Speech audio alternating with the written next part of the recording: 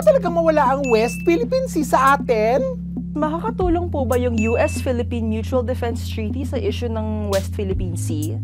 So, ibig sabihin po ba nun, matitigilin na ng China yung panghaharas nila sa mga Pilipino? What is this, Justice?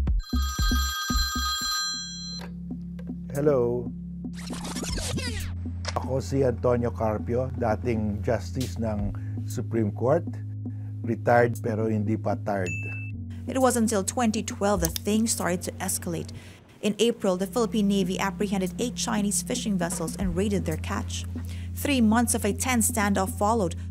Nung inapi tayo sa Scarborough Shoal noong 2012, pinag-aralan ko ang mga issue para makabawi man lang tayo at magpatunayan natin na atin ang West Philippine Sea.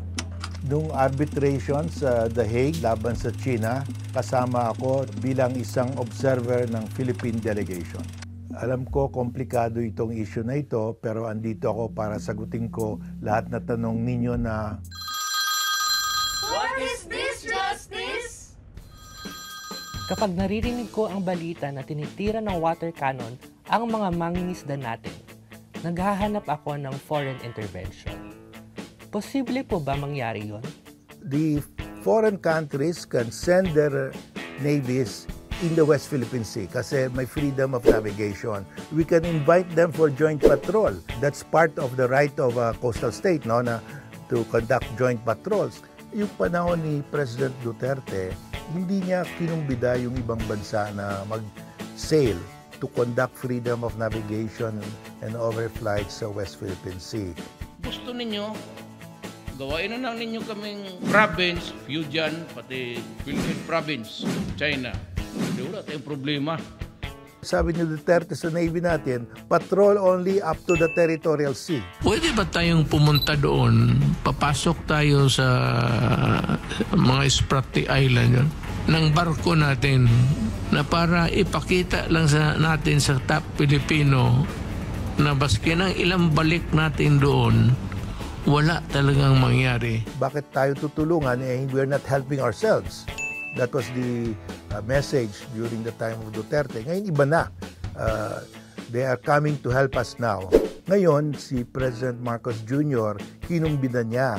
Kaya ang dami tayong joint patrol ngayon sa West Philippine Sea. Andiyan na yung France, UK, Canada, Japan, even Australia, India.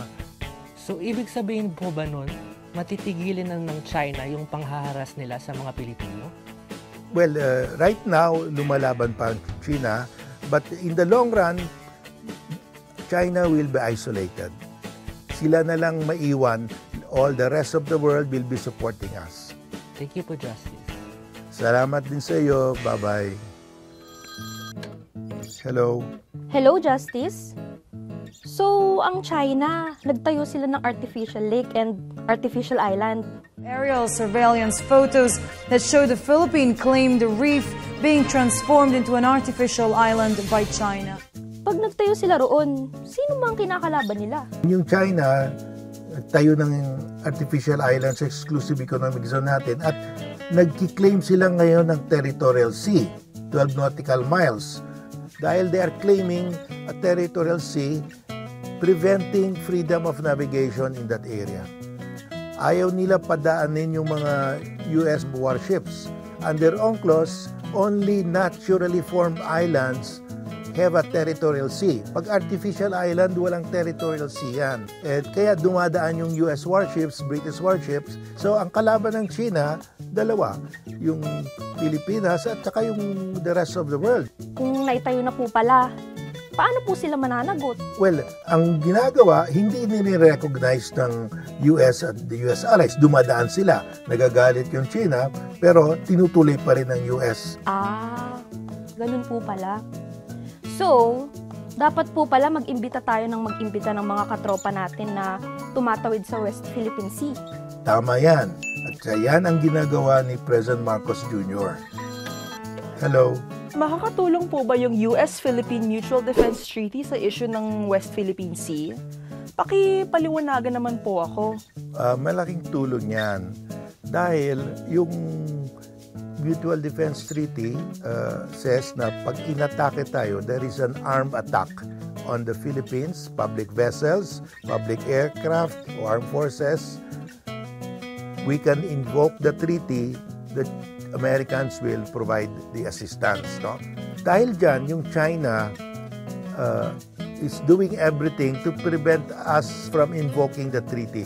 If you look at Sierra Madre, talagang yung barko na yon hindi na pwede mag-sail yun. No? Talagang dilapidated na. China can take that anytime, but China is not seizing that dahil if the Chinese will seize that, that is an armed attack on a public vessel, we can invoke the treaty. Ganyang katindi yung Mutual Defense Treaty. Dahil pag hindi nila inonor yung treaty with the Philippines, anong sasabihin ng Japan, ng South Korea? We can't rely on the US. Hindi inonor ng US yung treaty with the Philippines. So, they will think, how can we defend ourselves? Wala ng US nuclear umbrella. They will develop nuclear arms. Japan and South Korea. Ayaw ng China yon. Ayaw ng China that Japan and South Korea will develop its own nuclear weapons. That's why ayaw ng China to start a skirmish that will escalate in a war. Ang gusto nila, they will win by intimidation. Takutin lang tayo. Hello, Justice. Para naman ho yata kami walang magagawa. Ano po ba dapat namin ipaghanda o sakasakali?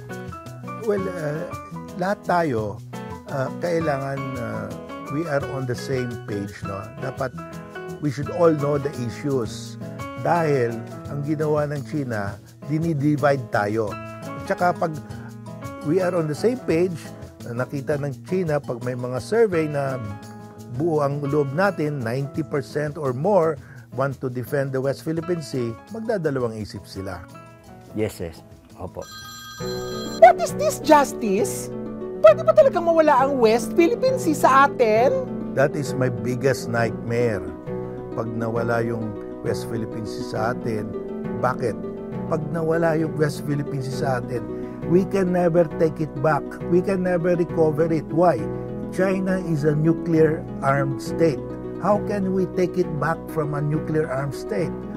China is the biggest standing army in the world. How can we take it back? So ngayon is the only and last time we can defend the West Philippine Sea. Napaka-yaman yung dagat na yan.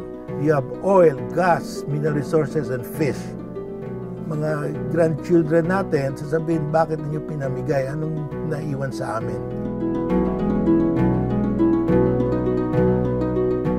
Let us defend it with all our might, with everything that we have, because there is only one chance. If we lose it, we lose it forever. If we win it, we will keep it forever.